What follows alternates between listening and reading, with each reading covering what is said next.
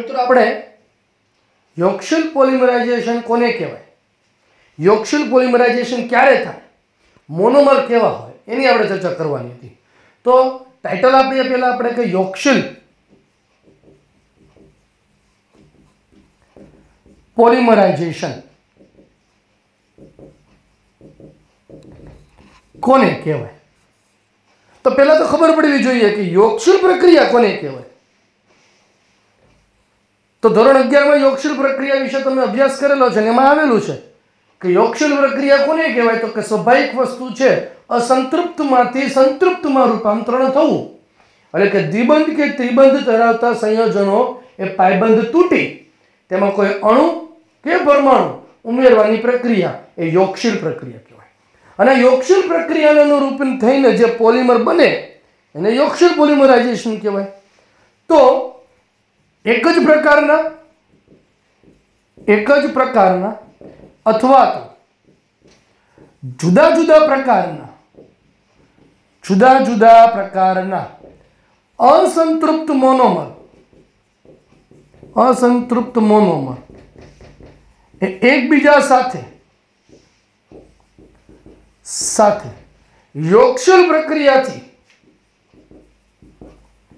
योगशील प्रक्रिया थई पॉलीमर बनवानी प्रक्रिया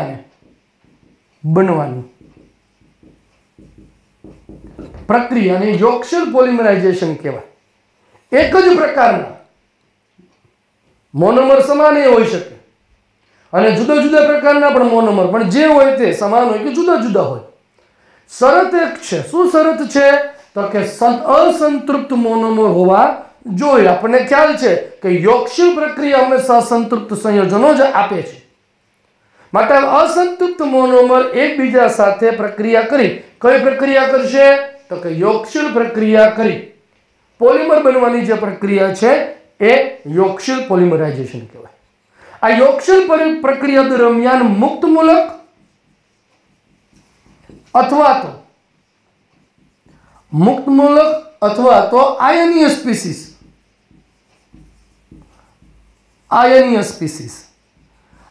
स्पीसीज तरीके कोण आवशे तो के C+ अथवा C- એટલે કે કેટાયન અથવા તો એનાયન। એટલે મુક્ત મૂલકનું નિર્માણ થઈ શકે, ધન આયનનું પણ નિર્માણ થઈ શકે અને ઋણ આયનનું પણ નિર્માણ થઈ શકે। અને એનું નિર્માણ કરીને પ્રક્રિયા જે છે આગળ વધે છે કે જેની શૃંખલામાં વધારો થાય છે, શૃંખલામાં क्रमशः વધારો થાય છે,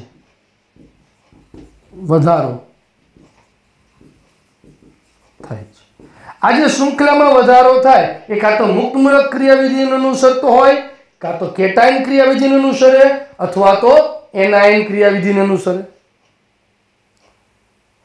દાખલા તરીકે યોગશીલ પોલિમરનું ઉદાહરણ લેવું હોય તો આપણું સદાબહાર ઉદાહરણ ઇથિન માંથી polythene CH2 double bond CH2 आ इथिन छे, असंतृप्त मोनोमर छे।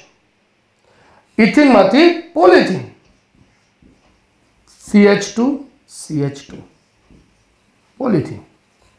तो अहीं इथिन मोनोमर असंतृप्त छे, ए असंतृप्त तरीके आल्कीन अथवा तो आल्काडाइन ब्यूटा 1,3 डाइन बे વાર દ્વિબંધ ધરાવતા સંયોજનો ડાइन પ્રકારનું એ असंतृप्त संयोजनो छे ए मोनोमर प्रक्रिया करे અને યોગશીલ પ્રક્રિયાથી જે પોલિમર બને એને યોગશીલ પોલિમરાઇઝેશન કહેવાય।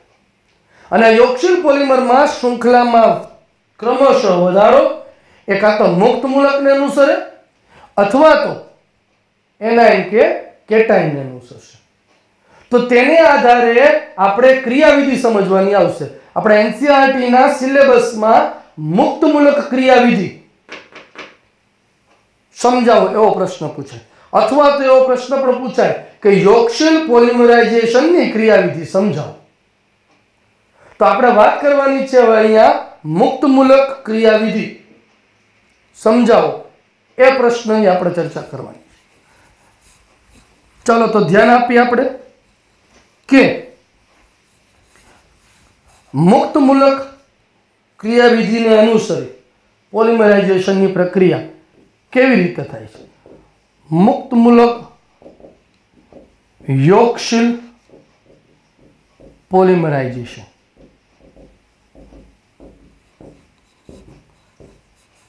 મુક્તમૂલકને અનુસરે છે માટે મુક્તમૂલક યોગશીલ પ્રક્રિયા થાય છે, યોગશીલ પોલિમરાઇઝેશન.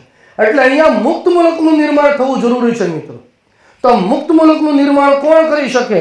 તો કે પ્રક્રિયાના પ્રારંભમાં, પ્રક્રિયાની શરૂઆત કરવા માટે પેરોક્સાઇડ જેવા પ્રારંભકો, જેને ઇનિશિએટર કહેવાય છે, પ્રારંભકોનો ઉપયોગ થાય છે. આ પેરોક્સાઇડ જેવા ઇનિશિએટર તરીકે કોણ હોઈ શકે? તો કે દાખલા તરીકે તમને ઉદાહરણ આપેલા છે. એસિટાઇલ પેરોક્સાઇડ, એસિટાઇલ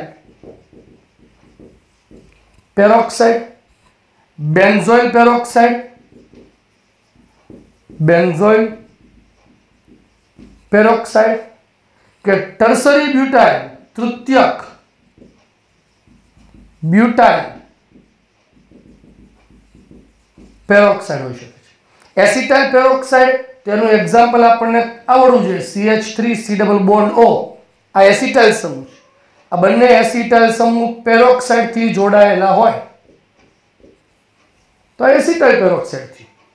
એવી રીતે બેન્ઝોઇલ પેરોક્સાઇડ, તો કે બેન્ઝોઇલ સમૂહથી જોડાયેલો હોય, સ્વાભાવિક છે. C6H5 C double bond O, C double bond O, C6H5, આ બેન્ઝોઇલ સમૂહ છે. અને ટર્સરી બ્યુટાઇલ પેરોક્સાઇડ, તૃતીયક બ્યુટાઇલ CH3C, કાર્બન બીજા 3 કાર્બન સાથે છે, તો ટર્સરી બ્યુટાઇલ છે. તો ટર્સરી બ્યુટાઇલ પેરોક્સાઇડ આ ઇનિશિએટર છે. ઇનિશિએટર એટલે કે પ્રક્રિયાને પ્રારંભ કરે છે.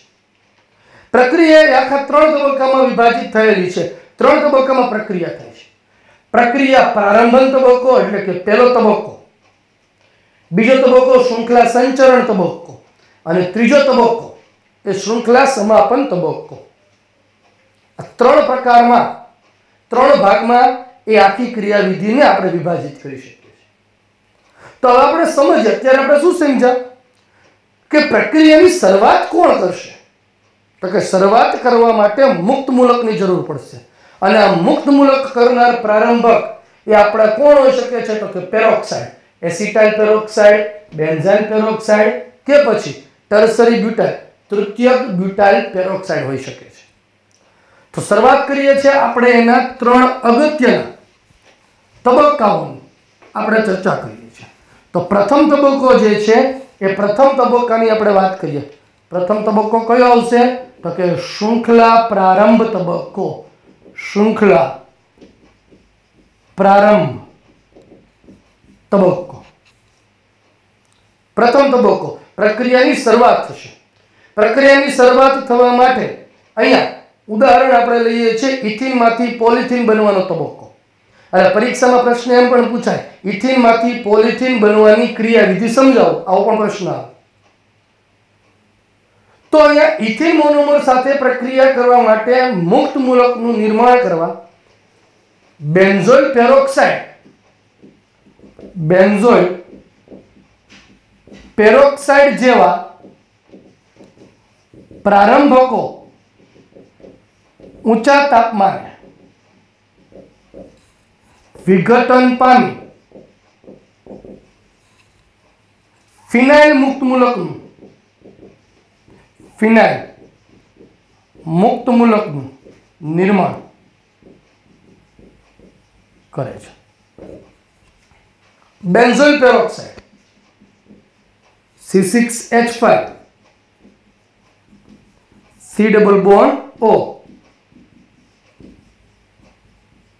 આ બેન્ઝોઇલ પેરોક્સાઇડ છે. બેન્ઝોઇલ પેરોક્સાઇડ છે એનું સમવિભાજન થાય. અહીંયા સમવિભાજન કોને કહેવાય તમને ખ્યાલ છે? બંને પોતપોતાના એક ઇલેક્ટ્રોન લઈને છૂટા પડે માટે આપણે એને અર્ધ તીર વડે દર્શાવીએ છીએ. આ એક ઇલેક્ટ્રોન લઈ જશે, આ એક ઇલેક્ટ્રોન ઓક્સિજન લઈ જશે, એટલે આપણને એમાંથી twice C6H5 C double bond O આમ આને કહેવાય બેન્ઝોએટ મુક્ત મૂલક આ બેન્ઝોએટ મુક્ત મૂલક તમને જો મળે છે C6H5 એ અસ્થાયી છે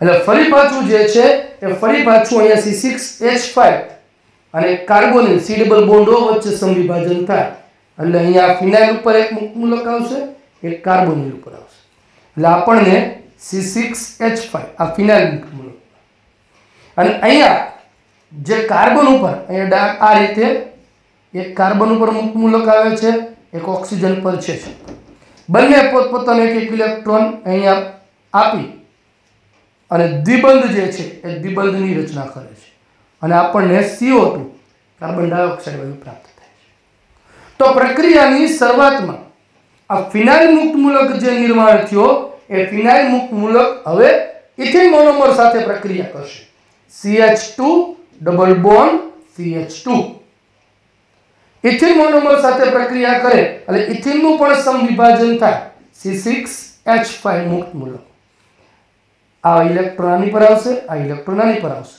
સમવિભાજન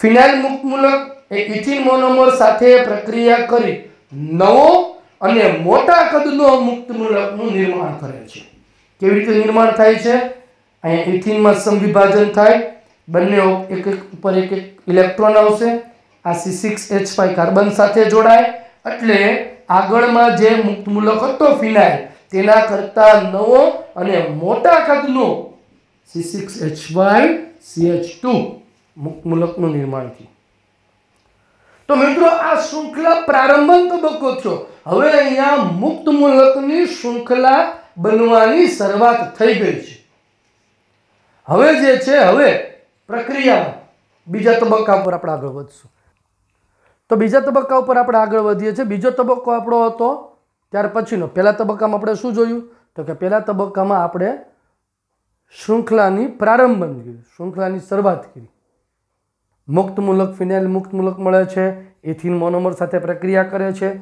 જેથી વધુ મોટા કદનો મુક્ત મૂલક આપણને બને છે ત્યાર પછી બીજા તબક્કાની આપણે વાત કરીએ બીજો તબક્કો શું છે તો કે શૃંખલા સંચરણ તબક્કો જેને પ્રોપોગેશન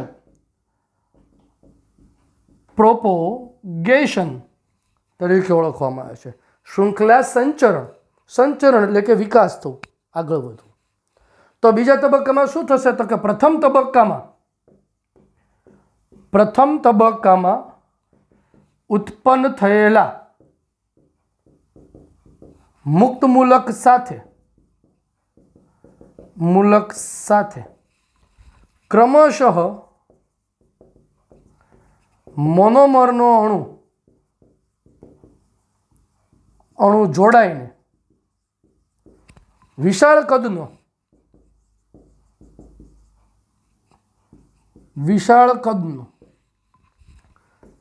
મુક્ત મૂલકની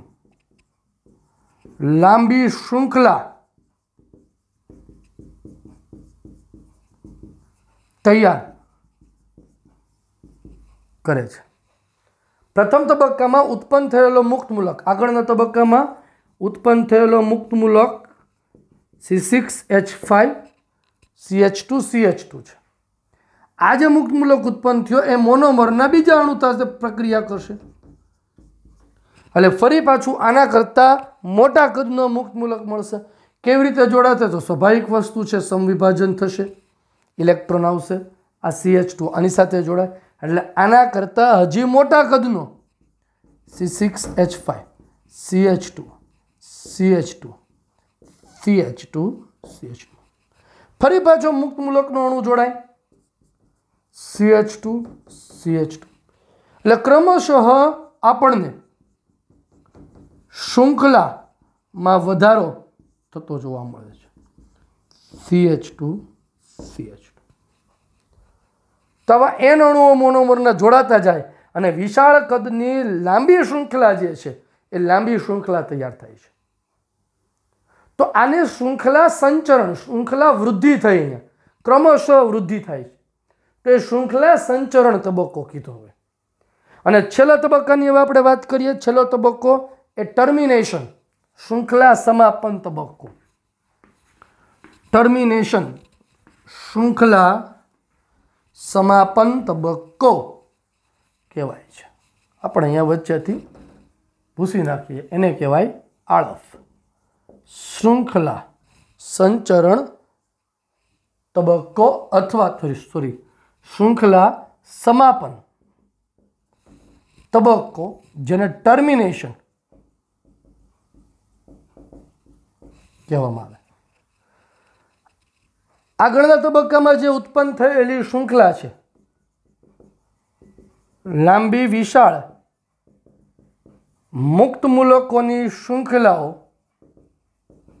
એ એકબીજા સાથે જુદી જુદી રીતે જોડાઈ શકે છે. જુદી જુદી રીતે જોડાઈ શકે, જેમાંની એક રીત અહીંયા આપણે ચર્ચા કરવામાં આવેલી છે. એટલે બીજા તબક્કામાં જે આપણને શૃંખલા પ્રાપ્ત થઈ હતી, N CH2 આ એક શૃંખલા અને આ બીજી શૃંખલા CH2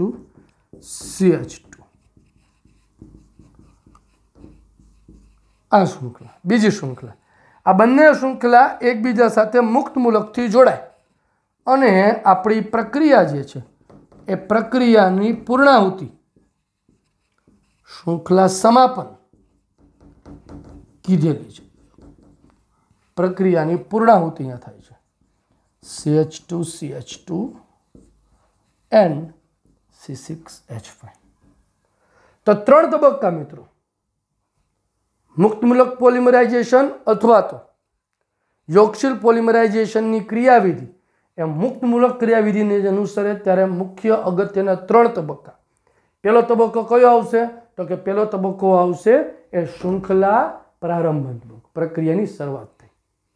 બીજો તબક્કો કયો હતો? શૃંખલા સંચરણ, જેને કહેવામાં આવે છે પ્રોપોગેશન. અને ત્રીજો તબક્કો શું આવશે? શૃંખલા સમાપન, ટર્મિનેશન તબક્કો. તો આ 3 તબક્કો જે છે એ 3 તબક્કાને અનુસરીએ એટલે મુક્ત મૂલક ક્રિયાવિધિ આપણી પૂરી થશે. બરાબર છે?